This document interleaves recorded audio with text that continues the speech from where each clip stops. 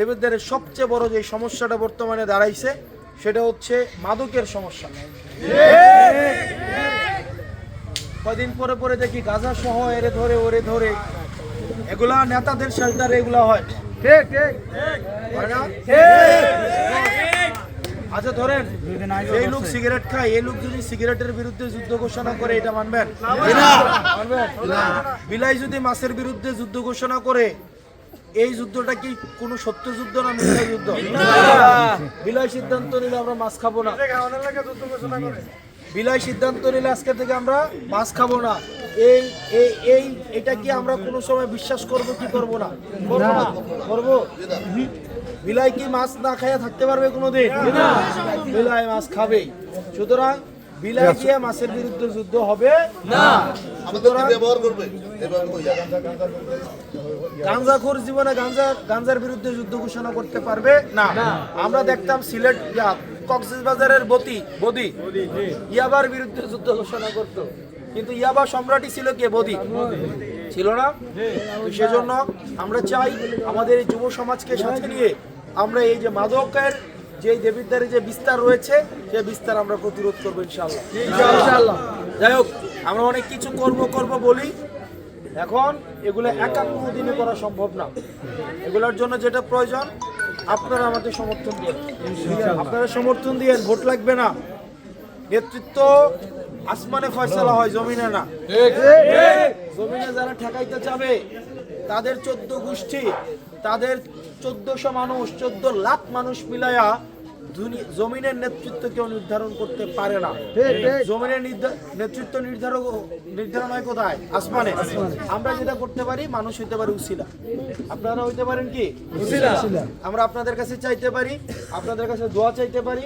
আমরা যারা খেটে খাওয়া মানুষ আছি, আমরা যারা আপনাদের মতো খেটে খাওয়া মানুষ আছেন, যারা আপনারা নেতা বানান, যারা রাজমিস্ত্রি, কাঠমিস্ত্রি, যারা বিদেশে থাকেন, প্রবাসী, যাদেরকে এয়ারপোর্টে হেনস্থা করা হয়, যে প্রবাসীরা দালালের খপ্পরে পড়ে বিদেশে যাইতে টাকা বেশি লাগে, ওখানে দালালের খপ্পরে পড়ে বলে না এক কাজ, দেয় আরেক কাজ, 30-40 হাজার টাকা কষ্ট করে বাড়িতে পাঠান। আপনাদেরকে যারা মানুষ বলে মনে করে না, যারা আপনাদেরকে কামলা বলে আপনাদেরকে সবসময় তিরস্কার করে, আবার আপনাদের সন্তান হিসেবে আমি নির্বাচনে দাঁড়াইছি। এবার আমার দায়িত্বটা তাহলে আপনাদেরকে নিতে হবে।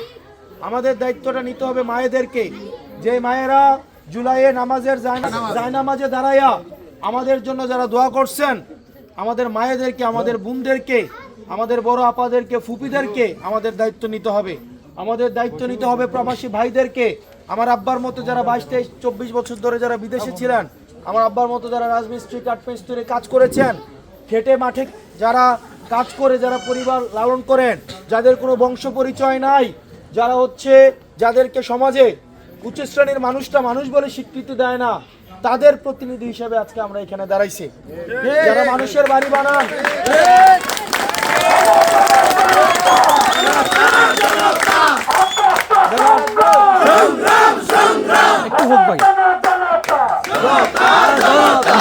আপনারা যারা মানুষের বাড়ি বানান সারা জীবন, কিন্তু নিজের একটা ঘর হয় না, যারা রাস্তায় আলো জ্বালান কিন্তু নিজের কুপিতে কখনোই কেরোসিন থাকে না, যারা মিল ফ্যাক্টরিতে কাজ করেন, অন্যের ভাত জোগান কিন্তু নিজের পরিবারে ভাতের জন্য স্ত্রী দিনের পর দিন অপেক্ষা করতে হয়, এবার নির্বাচন, এবার ব্যালট বিপ্লবটা হবে আমার তাদেরকে নিয়ে।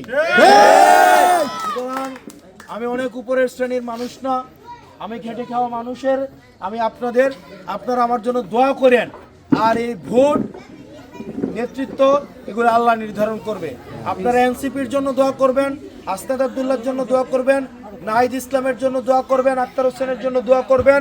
সর্বসা করলে আপনারা আমাদের মার্কাটা শাপলা কলিকে চিনে রাখবেন। আপনারা ভালো থাকেন, সুস্থ থাকেন। অনেক দূর থেকে যারা উকি ঝুঁকি দিয়ে আমার মায়েরা আমাকে দেখেছেন, আপনারা আমার জন্য দোয়া করেন। আপনাদের দোয়ায় আমি থাকতে চাই। আসসালামু আলাইকুম ওয়া রাহমাতুল্লাহি ওয়া বারাকাতুহু।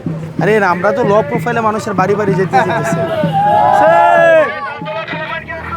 আছে এরকম বন্ধকে বেশি আপনার